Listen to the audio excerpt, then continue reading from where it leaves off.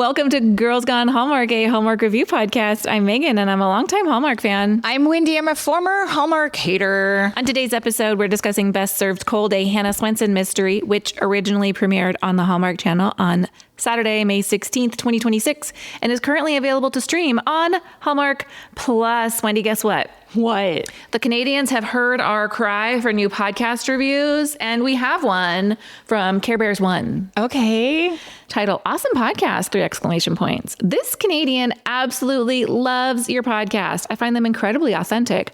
I'm the only person in my life that watches Hallmark content, and I have no one to talk about it with. Girls Gone Hallmark is one of my favorite podcasts. Note for the audio, favorite is spelled F-A-V-O-U-R-I-T-E. Brings me a lot of joy. I especially love your coverage of The Way Home and all of your thoughts and opinions on that amazing show. That's amazing. Thank you so much for your review.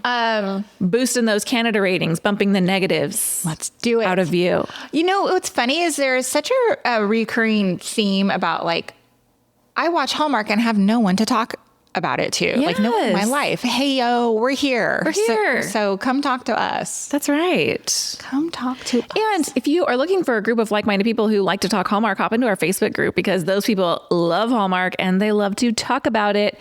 Just search Girls Gone Hallmark on Facebook. You can also find it linked in the show notes of this episode.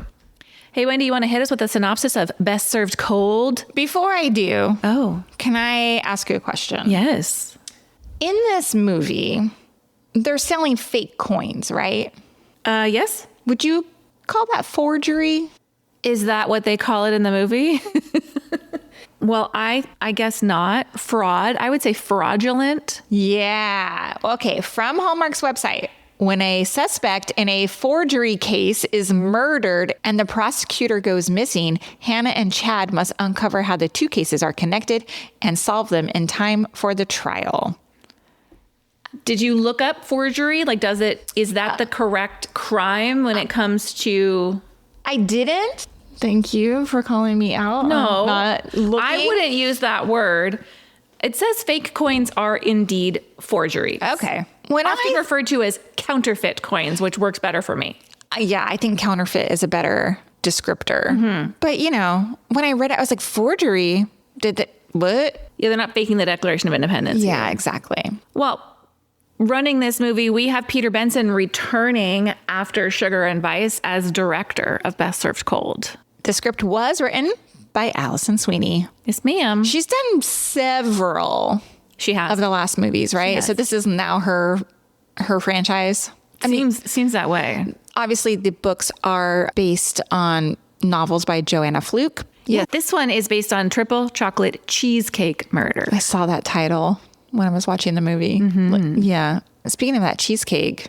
Yeah, look good. I've never watched a Hannah Swensen movie and go, that looks good. But something about that chocolate cheesecake was doing it for me. It looked fantastic. I've been thinking about Cheesecake Factory. Do they have a chocolate cheesecake there that I need to... They absolutely do. DoorDash? Oh my gosh. Surprise! I ordered a... No, I didn't. Yeah, chocolate Can you DoorDash a slice of cheesecake or do you have to DoorDash an entire cheesecake? Let's look. For $37 in delivery fees? Let's look.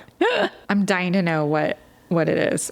I don't see a chocolate one. Oh, there it is. Oh, they have a Godiva chocolate cheesecake. It's flourless. Is that what?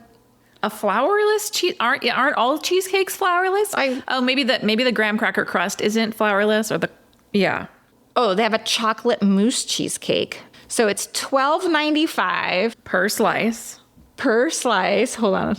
I'm scared. It would be $21.94. It's a $5 delivery fee. So a $21 slice of cheesecake is yowzers. Plus tip. You got to tip them. Let me delete this so it doesn't get added to my next order. I mean, might not be a terrible accident. No, not a terrible accident. Hey, Wendy, what was your first impression of Best Served Cold? You know what they say? Daughters eventually become their mothers. Oh.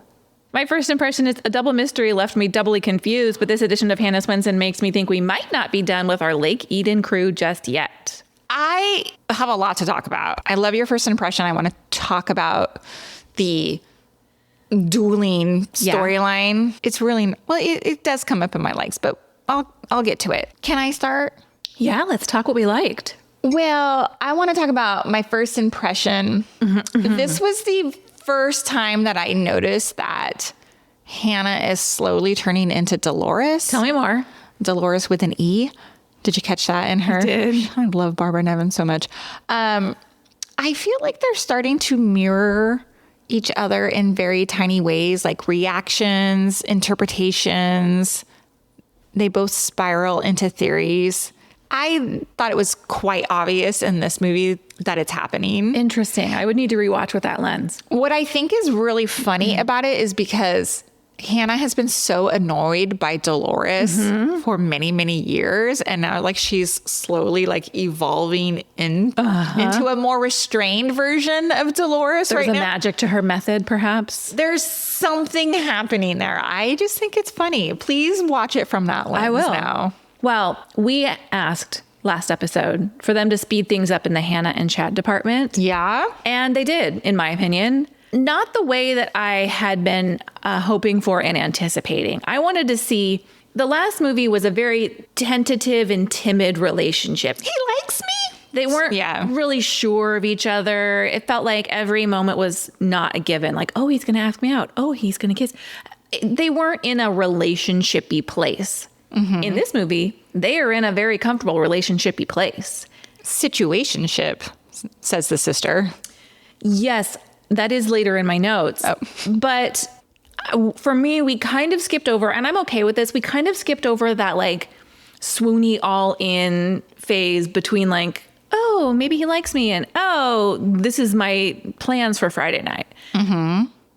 We did need to speed it up a little bit, and I'm glad there's really no question. It's not like, oh, is he going to ask me out? This is my guy. Yeah, I'm not quite there yet. It's in my wishes, but I hear your You're point. not quite there yet, even after Delores says, that's why we love her, and Chad says, yes, we do. That's in my likes. Okay. Those scenes work for me. The two scenes that really worked for me are when Hannah and Chad have the conversation about his mom at the end. Yes. I thought that was a really nice, intimate scene that these two had, and it lands for me. But then also I was like, Hannah doesn't know anything about his mom at this point. Like nothing. And then when Delores casually says like, we all love Hannah or whatever the line is, and he agrees, and then Hannah clocks it, which you can see her on her face. Like, I love that. It was a tiny effective moment, but I have some wishes. Okay. On the topic of Chad's mom, Yes? I had written in my notes, Chad's refusal to even try one of Hannah's baked goods is getting irritating at this point. Yeah, I hadn't even noticed it. Had it happened in other previous movies? Yes, he's never, every time, he's like, no, I don't do that. I just thought maybe he was like carb conscious or something, you know what I mean? And that's the thing. It pays off, of course. We get that lovely moment. And so I'm sorry for the things that I said, but up until that moment, I was like, come on, man, eat a piece of a cookie, for goodness sakes. Your girlfriend is, now I understand. I get it. Might be a little bit, my mom used to bake, so I can't ever eat a baked good. Might be a bit of a stretch. What if my mom used to do my hair? Now I can't brush it. Now I can't brush it. Yes. Like, it's kind of a weird It's excuse. a stretch. I thought it was a nice moment nonetheless. And I'm glad that all of the repeated, I'm sure you don't want to try it, and him declining was going somewhere. It wasn't just this personality quirk that they had built in. And who knows what the original end game of that was. Like, was it just like, oh, how frustrating it would be to be this baker and my boyfriend is like, nah, I'm not a sweets guy. Yeah, it'd be super frustrating. So Hannah has a lot of patience. I'd be like, W2F? eat the damn cookie, man. Yeah. Yeah. This was my favorite thing about the episode was the courtroom angle. Oh, me too. I think it's a super freshened up way to handle this franchise now. I'm over Hannah being like this amateur detective. I mean, I know that's what the franchise is built on. I get it. We need more. But like every time she's in some sort of situation or Right. stumbles upon something or like it's too much. I love the courtroom scene, Chad put together his trial and like all that stuff. And I was wondering, I was like, has there ever there must have been like some sort of courtroom franchise for Hallmark, right? Yes, maybe Darrow and Darrow, because that feels like a lawyer title. Oh, was Darrow and Darrow Hallmark? I know. We have this question all the time. I don't know. I don't know is the answer to that question, but surely there would have had to have been. Would you like if this franchise transitioned more into that? Maybe. That is the thing. Like you said, I liked as much, if not more than the Hannah and Chad stuff, was Chad actually getting to be a lawyer. Not only because I liked the courtroom side of it, and they have this whole backstory of the lawyer and the rocket docket, like he likes to rush through things. Yeah. I liked that. They set that up very nicely. I like courtroom drama situations. Me too. It was drama light, obviously. Yeah. But I thought it was fun, and I have a thought on one of those courtroom scenes. But also, I think it makes so much more sense for Chad to be being a lawyer than Chad to be being an amateur detective. Yes. Chad's not a detective. Yes. And I think it was nice. Lonnie's back. And then rather than working alongside the sheriff, he's working in tandem with the sheriff doing his job. But the sheriff and Lonnie and Hannah are the ones doing the investigating. Yes. And so I liked that reimagining of this show. I hope they continue to do Chad's it that been in way. how many of these movies, and we've never seen him in court? 4, maybe? At least? Did you like anything else? Yeah, I do. This episode, this installment was giving Dateline energy to me. Of course, it's the spouse who did it. Sure. I thought it was obvious, but I liked it. Also, okay, I want to talk about the overlapping stories. Yes. I did like it. It did get a little tangled at times. Absolutely. For me, but what I appreciated is that the movie acknowledges that confusion as the viewer, because we have Michelle and we get some clarification through Michelle and Lisa, who asks these questions. They're like, wait, who is that? Wait, I thought you were investigating so-and-so. Right. And so we get some sort of like some answers here in terms of like who belongs to who and what is what, but it was still confusing. Oh, it was very confusing to me. And did you happen to see the post from Alexandra Clark last night? Showrunner for The Way Home. No. I have a point here. Don't worry. I'm on track. She said last night was the premiere of episode 5. And she said, here's my advice for ponderers, which is what they call watchers of The Way Home, is enjoy the ride. Instead of, and I'm paraphrasing, obviously, but she was saying, instead of trying to solve every mystery. Is she talking to us? Well, I think in the fandom, especially if you look at any of the Facebook groups, people are asking so many questions and some people are frustrated by it. And we've expressed a little bit of frustration with it. And I even said in the episode that came out yesterday, as this episode comes out, I need to stop trying to solve every mystery and just enjoy it for what it is, because some other shows I'm able to do that. But I feel like as someone who covers a show, I need to have all the answers, and I don't. So anyway, her point was just enjoy the ride. And I was trying to apply that logic to this movie as well. Rarely am I going to solve the mystery. Rarely do I even have enough information to solve the mystery. They haven't given it to us. That's not good storytelling. They dole it out. Oh, here's this new piece of information. Let me work backwards from that. And so I was trying to enjoy the ride of watching how they pieced it all together instead of trying to make all of the building blocks fit together in my head. That makes sense. Because otherwise it was too confusing. Yes. I have one more like. Okay. In terms of the writing, you mentioned situationship. I thought the writing was great in this movie. I thought it was the most fresh writing we've seen on a Hannah Swensen script. We hear the phrase, all the good tea is here. We hear them say situationship. They say preach at one point. I thought it was fun and fresh and snappy and enjoyable. I thought a lot of good lines came from Delores. And they all happened in one scene when they come across that dead body in the cigar shop. And one, she tells Hannah not to worry because it gives you the 11s. Oh, yes. Somebody did see that. Oh, it's sorry. Fine. No. And then she's like, it's never a mannequin. I thought that was very funny. Very, very, very funny. I never get mad. It gives me the 11s. Great. Yeah. Great. Let's take a quick break and we'll come right back to talk about our wishes.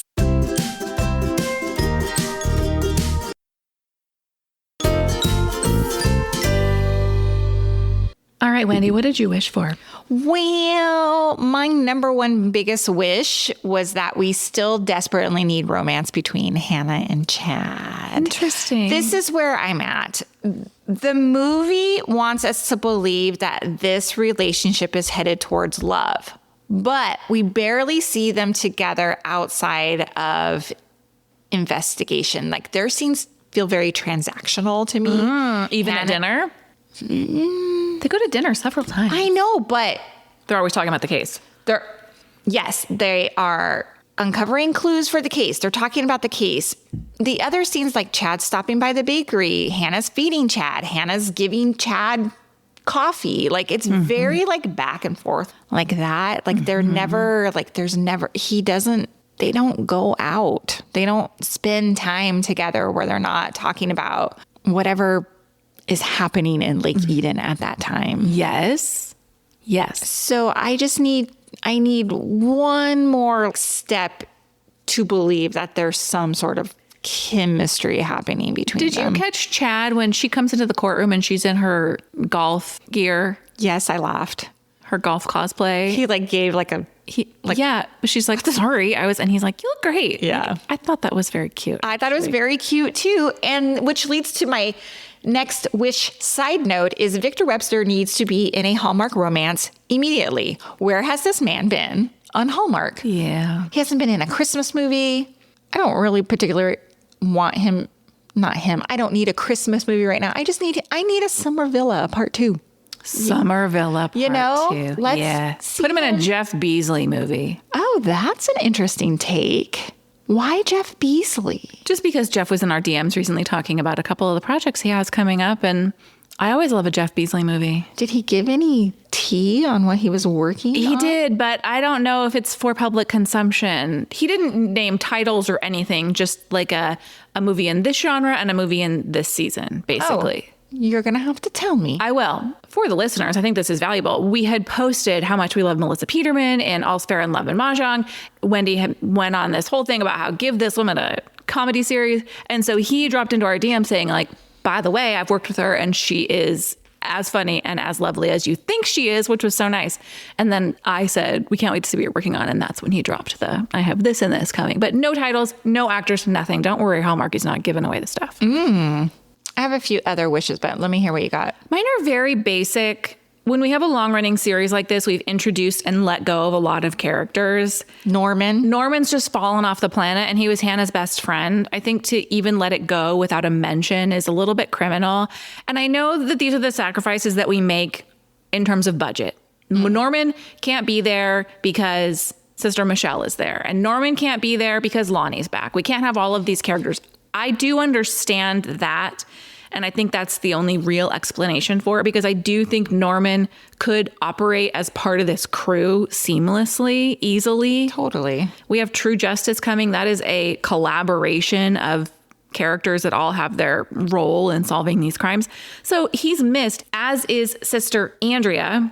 That was a real Easter egg to fans of like Murder, She Baked. And then we have Hannah Swensen. One sister was in one series, one sister was in the other. Now we have both. It's just jarring as viewers.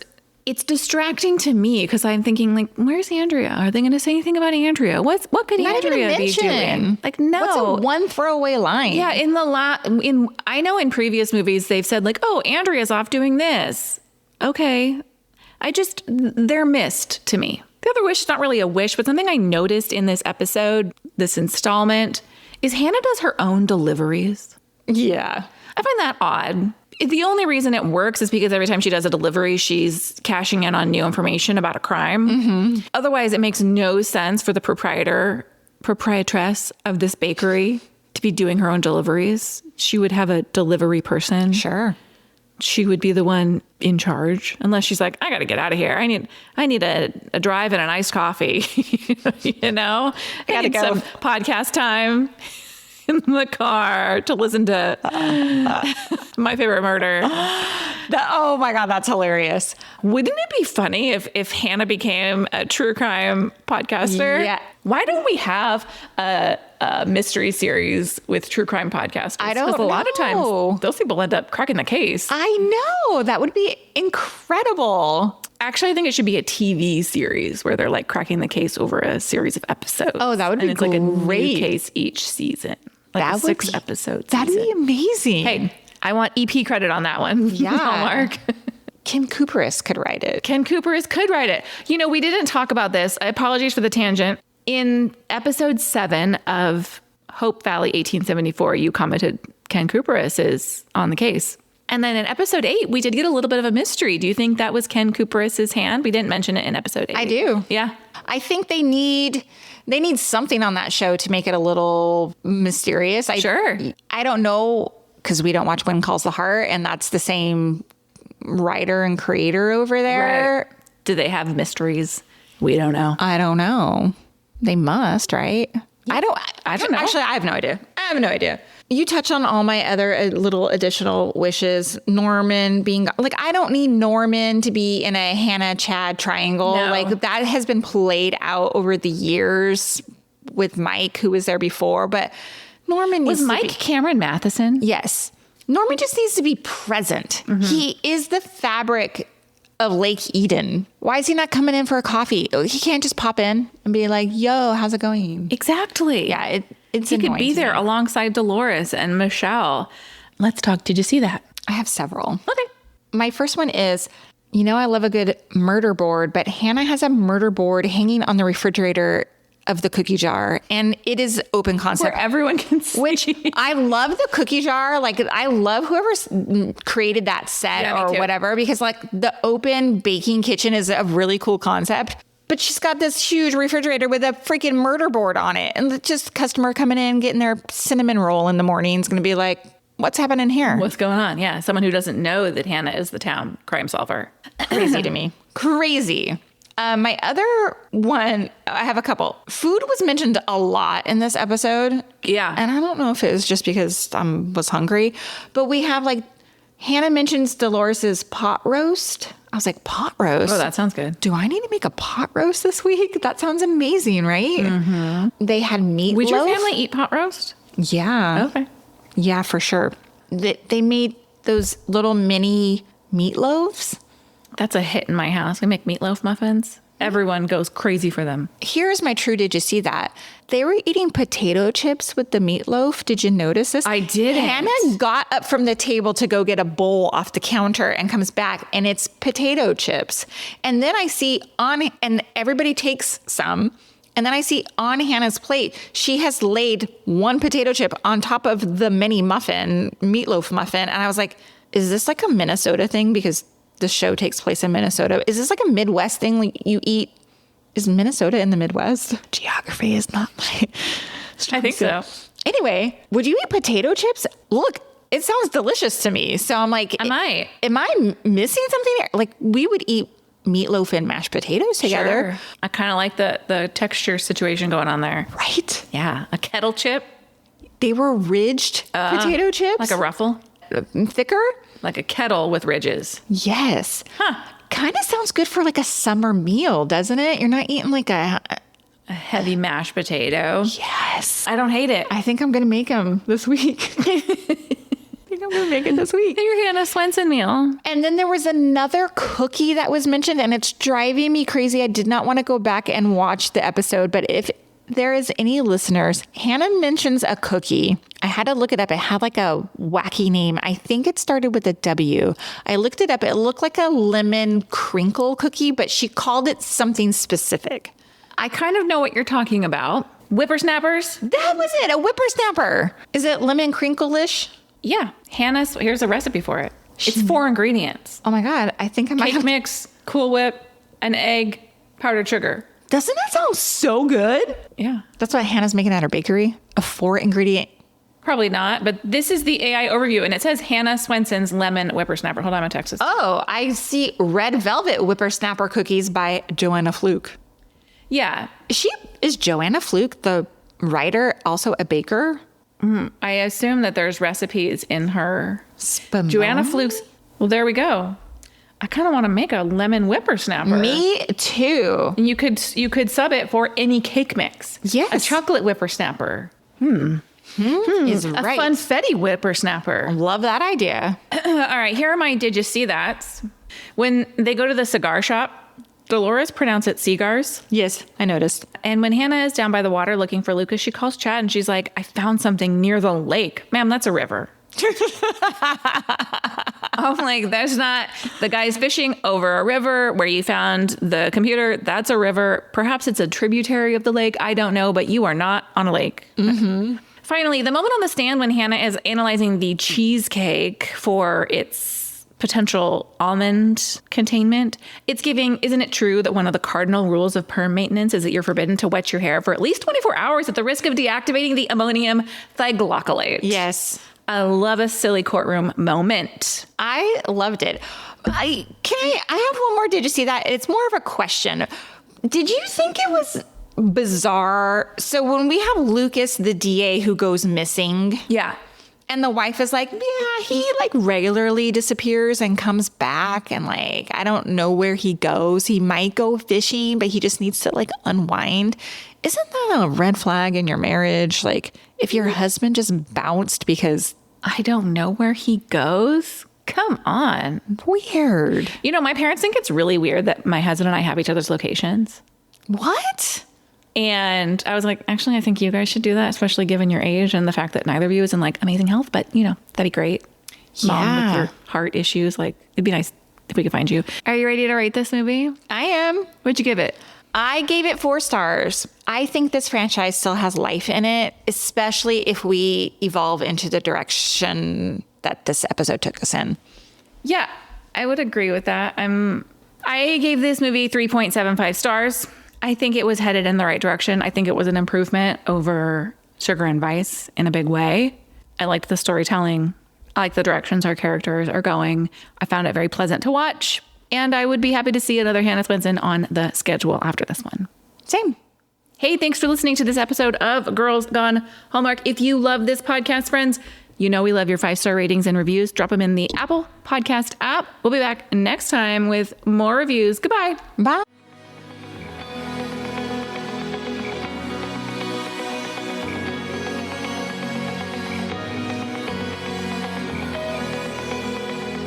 All right, friends, before we go, just a quick heads up. You're about to hear some ads. These little gems help us keep the show running and the Hallmark love flowing.